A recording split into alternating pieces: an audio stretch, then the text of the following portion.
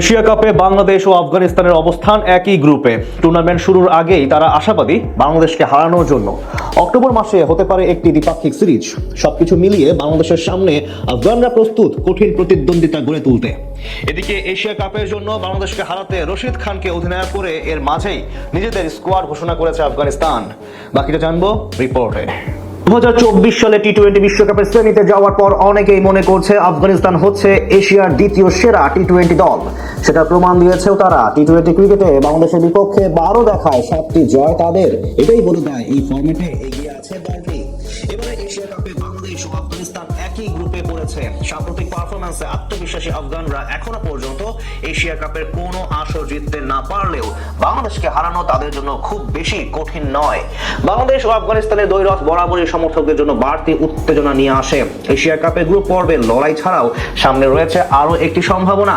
October মাসে হতে পারে দুই দলের মধ্যে একটি দ্বিপাক্ষিক সিরিজ। সবকিছু মিলিয়ে বাংলাদেশের সামনে আফগানরা তৈরি করছে কঠিন প্রতিদ্বন্দ্বিতার মঞ্চ। তবে আপাতত নজর আটকে রাখা যাক এশিয়া কাপের দিকেই। বি গ্রুপে আছে বাংলাদেশ ও আফগানিস্তান। আগামী 9 সেপ্টেম্বর টুর্নামেন্ট শুরু হলেও দুই দলে দেখা হবে 16 তারিখে। এই ম্যাচে দু দলের ভাগ্য নির্ভর করবে সুপার 4-এর। কেউই যে কাউকে ছাড়তে চাইবে না সেটা বলার একেবারেই অপেক্ষা রাখে না। যদিও আফগানদের বিপক্ষে বেশ কয়েকটি ম্যাচে হোঁচট খেয়েছে টাইগাররা।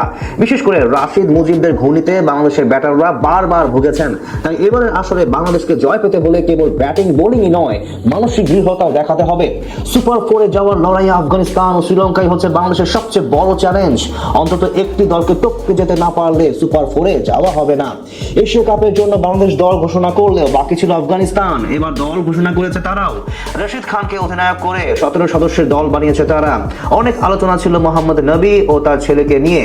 ধারণা করা হচ্ছিল এবার হয়তো আন্তর্জাতিক অঙ্গনে দেখা যাবে দুজনকেই। তবে শেষ পর্যন্ত সেটা আর হয়ে ওঠেনি। নেওয়া হয়নি নবীর ছেলেকে। তবে তিনি ঠিকই জায়গা করে নিয়েছেন দলে, যদিও স্কোয়াড ঘোষণায় তেমন চমক রাখেনি। প্রত্যাশিত সবাই আছেন দলে, ইনজুরির কারণে বাদও পড়েনি কেউ। গত 1 বছর ধরে খুব একটা আন্তর্জাতিক ক্রিকেটে দেখা যায়নি আফগানিস্তানদেরকে প্রত্যাশিত নামের মাঝে। তাই খারতি শুধু স্ট্যান্ড বাই হিসেবে আছেন দলে।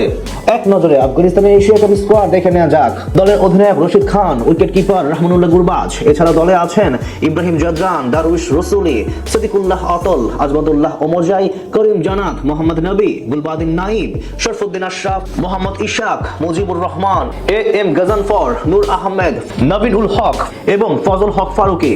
এইদিকে রিজার্ভ বেঞ্চে আছেন ওয়াফিউল্লাহ তারাখিল, মঙ্গোলিয়া খরতে এবং আব্দুল্লাহ আহমেদ জাই।